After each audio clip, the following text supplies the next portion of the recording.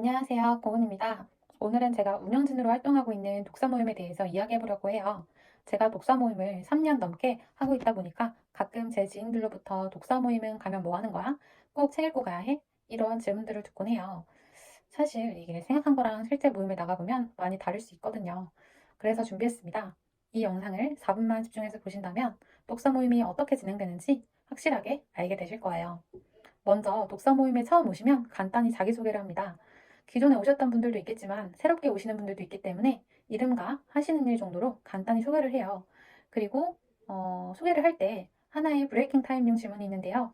질문은 간단하고 쉽게 답할 수 있는 것들, 뭐 예를 들어 최근 고민이라든지 일주일 동안 가장 행복했던 순간 같은 거예요. 이렇게 하니까 확실히 금방 친해지고 서로에게 친근감을 느끼게 해줘서 더 편한 분위기에서 의견을 주고받을 수 있겠더라고요. 그리고 독서 모임을 본격적으로 진행하는데요. 사실 저희 진행 방식은 자유도서, 지정도서로 두 가지가 있는데 오늘은 지정도서만 대해서 다루고 자유도서는 다음에 별도로 영상을 찍어서 올리도록 할게요. 지정도서는 하나의 책을 미리 읽고 와서 2시간 동안 그 책에 대해서 이야기를 나누는 건데요. 단순히 책을 읽고 자유롭게 대화를 나누는 건 꼭 독서 모임이 아니어도 친구와 뭐 또 다른 모임에서도 할 수 있잖아요. 독서 모임 시간을 더 의미 있는 시간으로 만들기 위해서 저희는 발제문을 활용해서 진행하고 있어요.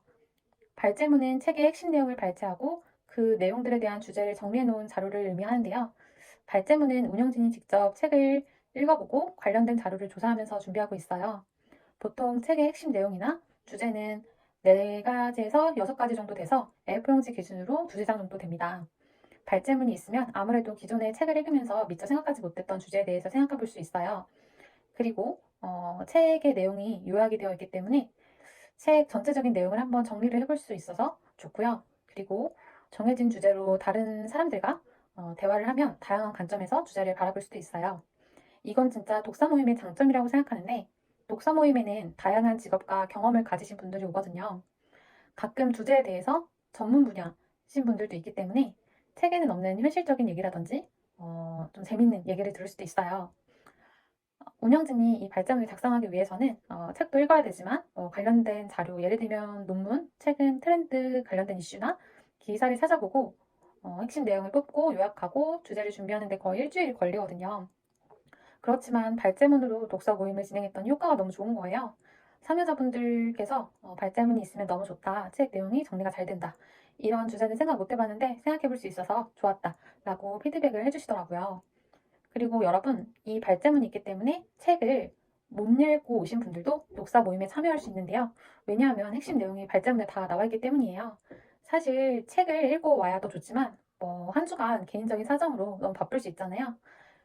그래서 그런 분들도 참여할 수가 있습니다. 이렇게 자유롭게 의견을 나눈 뒤에는 독서 모임을 한 소감을 짧게 나눕니다.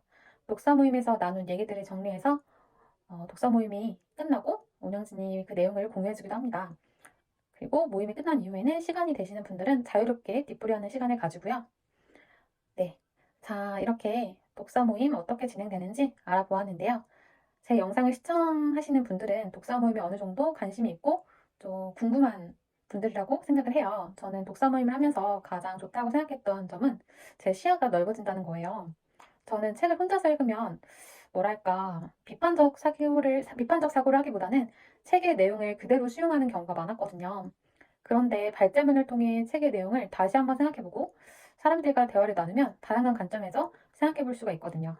그래서 혼자서 책을 읽으면 뭔가 눈으로만 보게 되지만 독서 모임에 오면 손으로도 귀로도 머리로도 책을 접하게 되거든요. 한번 관심 있는 분들은 독서 모임에 참여해 보시는 것도 좋을 것 같아요. 오늘도 영상 시청해 주셔서 감사합니다. 좋은 하루 보내세요.